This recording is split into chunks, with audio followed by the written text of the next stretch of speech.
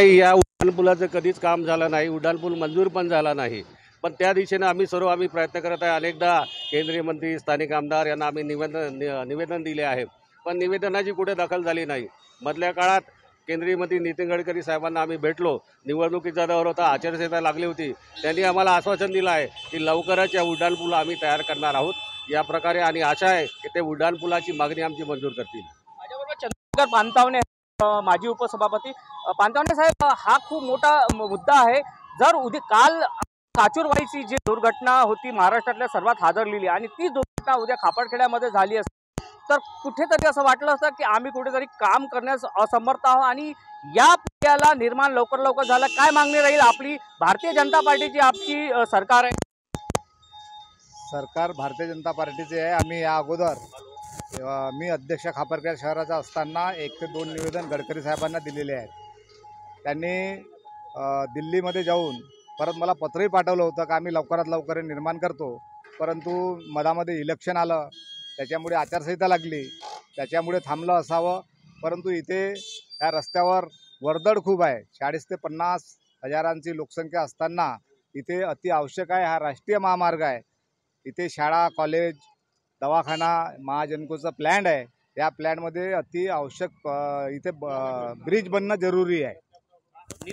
वाहतूक परत नितीन गडकरी झाले यंदा, तर पुढे त्यांना आपण परत त्यांना आपण सांगणार, कारण राज्यामध्ये दोन्ही जी घटना घडलेली आहे त्या घटनेचा जे आज न्यूजपेपरमध्ये आलेलं आहे, ही घटना परत त्यांच्याकडे आम्ही मांडू आणि त्यांच्यापासून मंजूर करण्याचा पुरेपूर प्रयत्न करणार आहोत की लवकरात लवकर हा ब्रिज झाला पाहिजे। साथ में काकाजी श्यामराव सरोदे जी वरिष्ठ भारतीय जनता पार्टी वरिष्ठ सर्वोदय तर पाहिजे की घटना अगोदर सांसन झाली म्हणजे पुढे असं वाटत तरी काही त्याच्याशिवाय नाही होणार। तुमची मागणी पाहिजे खापरखेडे वासियांची खास करून, हे तर गरज आहे याची, पण कोण करणार?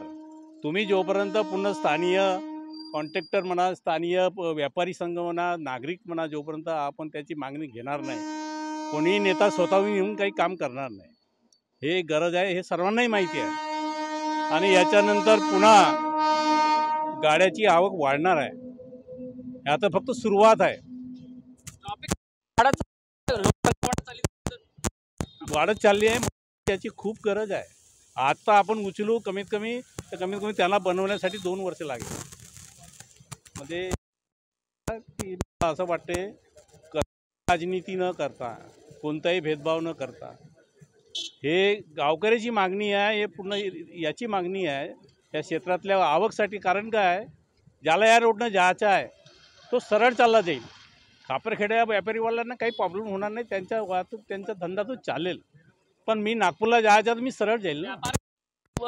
असमत आहे की अगर पूल निर्माण झाला कुठेतरी आमच्या उद्योगाला, कुठेतरी आमच्या धंद्याला ग्रहण नाही, याच्यापेक्षा धंदा पुन्हा वाढेल। त्यांना टेन्शन राहणार नाही की तू थांबणार आहे। धंदा जो आहे तो आपल्या लोकांचा धंदा आहे, काही मोठा